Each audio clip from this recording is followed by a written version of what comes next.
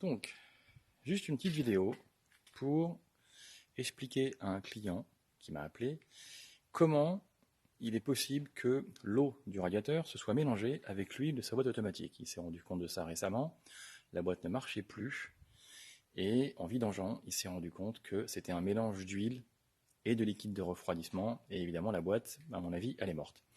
Et j'arrive pas au téléphone à lui expliquer comment c'est possible. Donc vous allez voir avec les images, c'est beaucoup plus simple. Je vais utiliser le radiateur du taxi marron, qui est complètement mort, comme ça on peut l'ouvrir et on verra bien comment ça fonctionne. Donc le radiateur, pour ceux qui ont déjà observé un peu, très simple, on a l'entrée basse, la haute, le remplissage.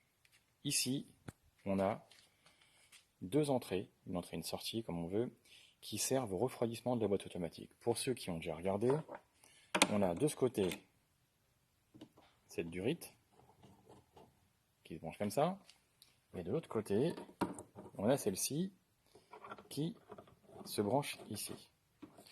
Ces deux durites se branchent sur un petit cylindre en cuivre qui se trouve dans le bas du radiateur et qui refroidit l'huile en même temps que l'eau du radiateur.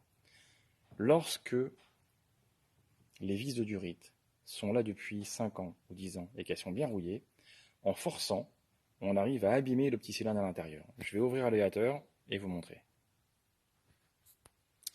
Donc, voilà comment c'est fait.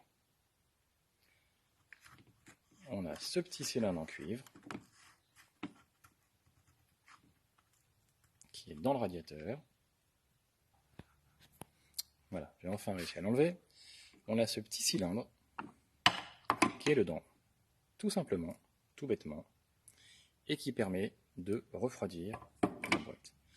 Lorsque les durites, les vis de durite sont bien rouillées là-dedans, en forçant, on arrive à le vriller et à fissurer, à faire une ouverture dans le cylindre.